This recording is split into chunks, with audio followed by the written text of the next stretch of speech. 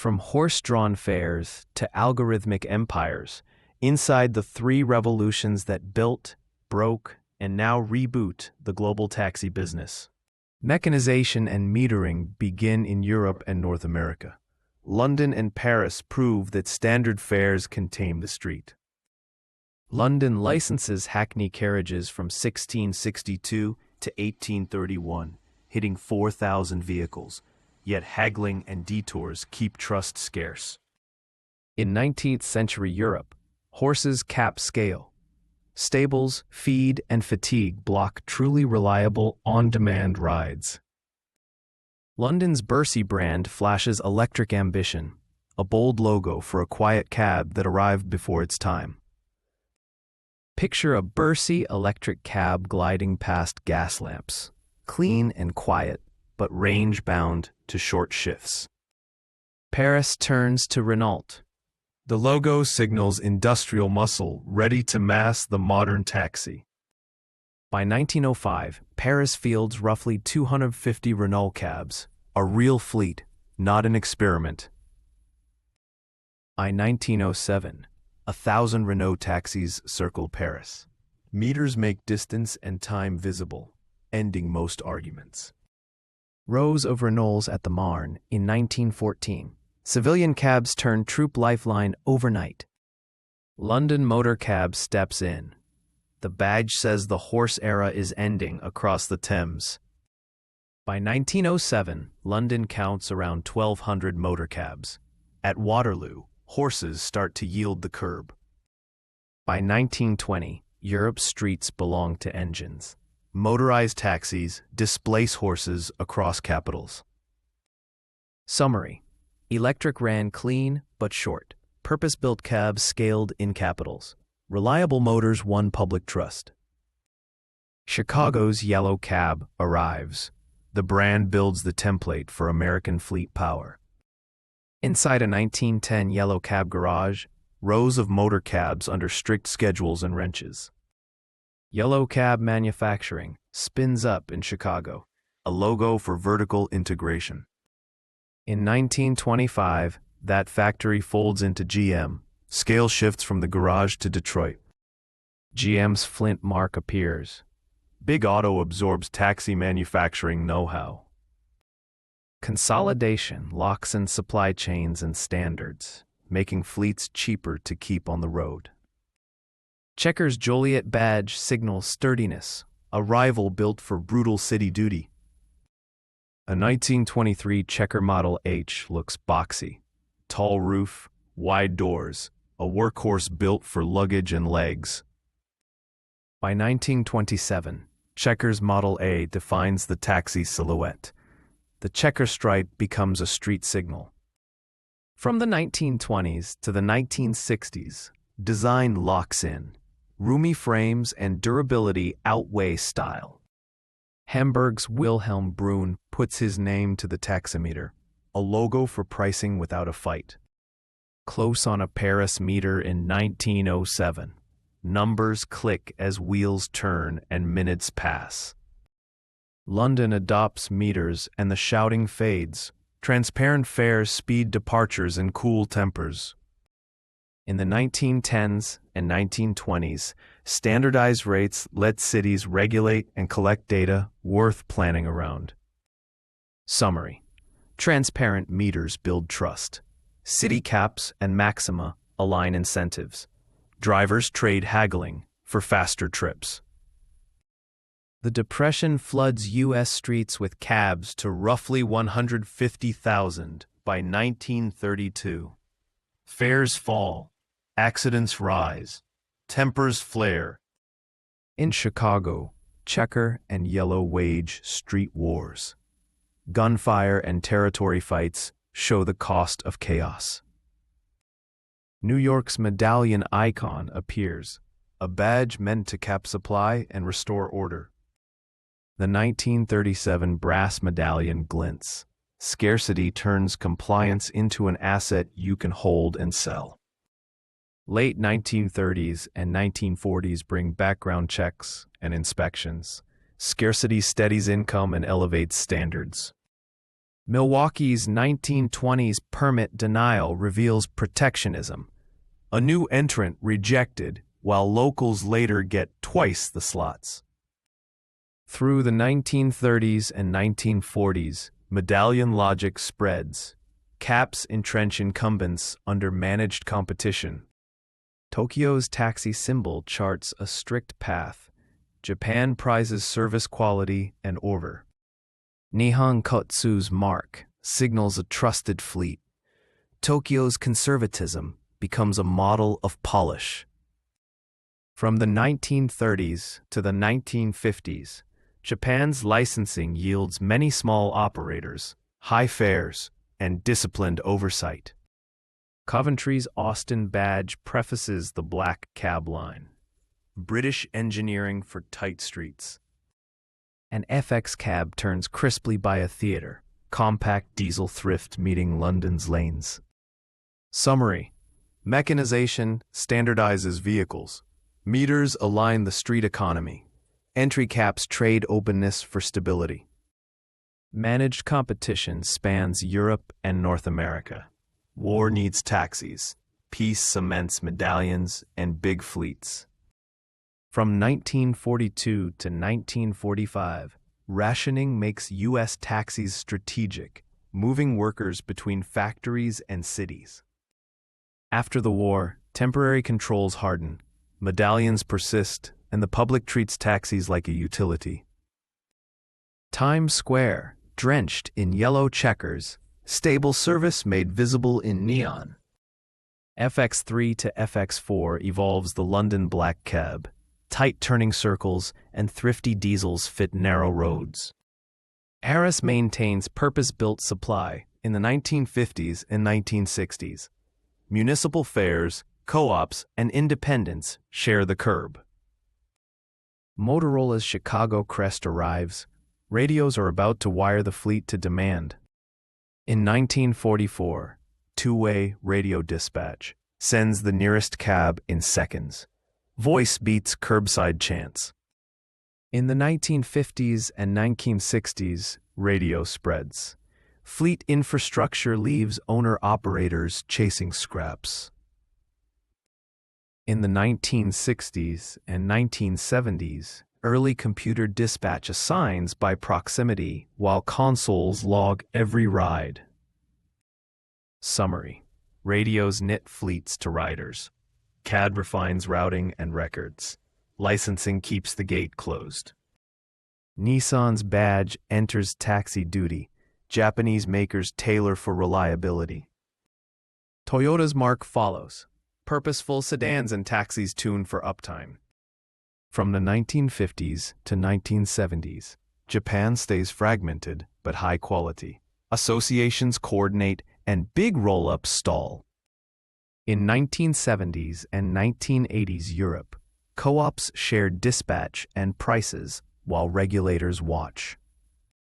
A black cab queue outside a West End theater. Polished service made patient and precise. From the 1970s to 1990s, emissions gear adds on. Full electrification stalls for decades. New York's medallion market logo signals a trade in scarcity itself. From about $25,000 in 1962 to roughly $325,000 to $375,000 by 2005, prices climbed beyond earnings logic. Then 2005 to 2013 surges past $1 million. Investors bet that caps will always bind. Lomto and Melrose Credit Union logos tell the money story. Specialized lenders pile in. In the 2000s, refinancings yank equity. Underwriting thins as medallions become retirements on paper. In 1971, New York drivers rebel against leasing and fees. The rank and file demand a fair split. The taxi union seal frames a hard truth. Bargaining power trails asset power. Scarcity begins to extract rent from drivers. Leases and fees siphon earnings to owners. From the 1960s to 2000s, India's auto rickshaws dominate daily trips. Flexible, cheap, lightly regulated, everywhere. In Bangkok, tuk-tuks become mobility's icon. Access widens even as standards vary by block. Across Latin megacities, demand outgrows formal supply. Informal and regulated modes coexist out of necessity. Summary: CAPs guard incumbents and incomes. Dispatch tech leaps while cars stagnate. Speculation outruns street realities. Platforms in upheaval hit North America first. San Francisco turns code into cars on demand. From 2007 to 2010, smartphones, GPS, and cloud align, making real-time matching at scale practical. The 2008 to 2010 recession supplies drivers and cars. Riders seek cheaper, flexible alternatives to ownership. In the 2010s, venture capital funds the land grab. Losses are tolerated to win network effects. Uber's San Francisco logo signals a new model, a platform, not a fleet. A phone requests Uber's first ride in 2010. Location pings, a car glides to the curb. Payment invisible. Uber takes around 20 to 25%. Drivers bring the cars, the platform brings the riders. In 2011, Series A and B fuel rollouts. Launch first, argue the rules later. From 2013 to 2015, Uber expands from dozens to hundreds of cities. Valuation tops $60 billion on subsidized hypergrowth. Lyft's San Francisco logo answers, a friendlier brand on the same GPS backbone. Ink mustache and fist bump vibes soften the ride. The tech is identical. The tone is different. By 2024, Uber holds roughly 75% across North America and Lyft about 25%. Trips climb steeply year over year, a chart of adoption fueled by subsidies and convenience. Grab's Singapore mark anchors Southeast Asia. Local routes beat global playbooks. Grab accepts cash and offers two-wheel rides, fitting payment habits and traffic realities. Uber exits Southeast Asia in a deal with Grab. Local adaptation wins the region. Gojek's Jakarta logo signals the super app. It started on bikes, then did everything. The Gojek home screen tiles burst with services. Transport, food, payments, all in one daily habit. From 2012 to the 2020s, regional players out-adapt Uber with cash options, bikes, and regulatory rapport. Rapido's Bengaluru badge arrives. India's market bends toward two wheels. By 2024, Rapido nears half the Indian market by owning the motorcycle slice. Driver subscriptions and two wheels make the unit math work. Low fares and traffic decide the winners. Cabify's Madrid logo marks Iberian expertise, a regional challenger with discipline. In Sao Paulo, 99's logo stands for local scale, a homegrown rival to global apps. Didi from Beijing acquires 99, stitching Latin America into a China-backed network. Sao Paulo's Mobizap SP logo represents a city-backed counterweight to private platforms. Drivers pay 10.95% on Mobizap SP versus about 40% on big apps, a shot at fairness through policy. From 2014 to 2019, TNC's unbind supply and medallion prices implode across North America. In New York City, medallions drop about 80% from over 1 million to roughly 200,000.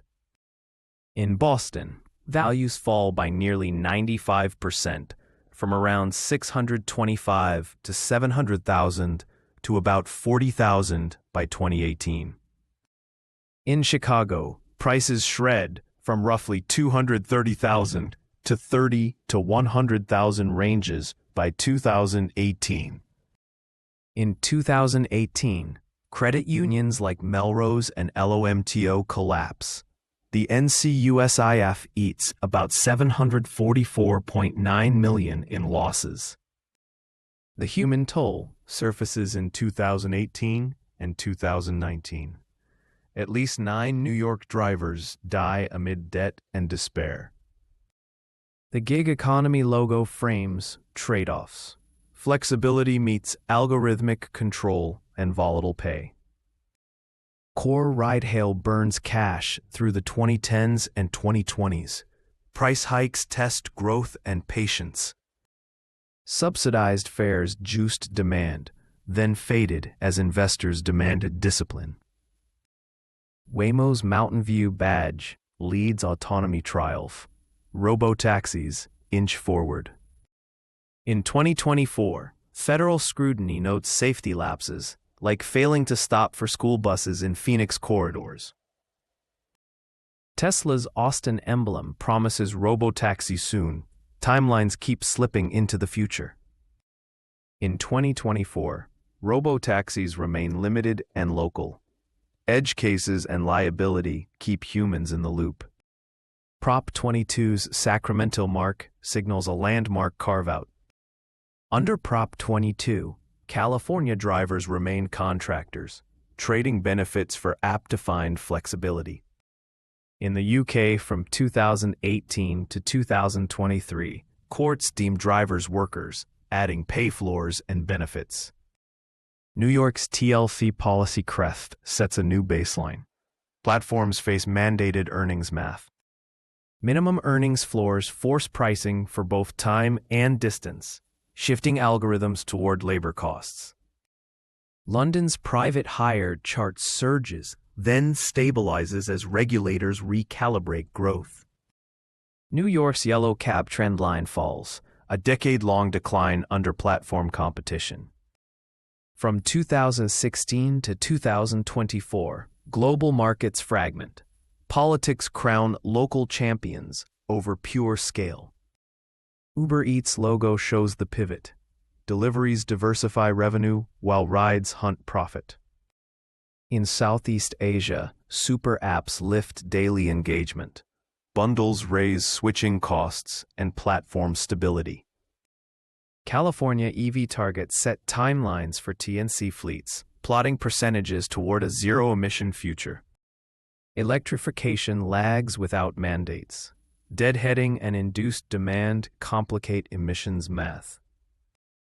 Summary: growth outran regulation, then met halfway. Contractor models face courts and pay floors. EV targets push a greener chapter. A medallion auction room sits tense. Paper wealth turning into clearing prices no one expected. A Gojek bike cuts through Jakarta traffic, the fastest path in a city built for two wheels. Mobizap SP's interface looks familiar, but pays differently. A municipal UX aimed at lower fees. From the 1890s to 2024, each fix seeds the next flaw. Standardization, regulation, and platforms trade stability for fragility.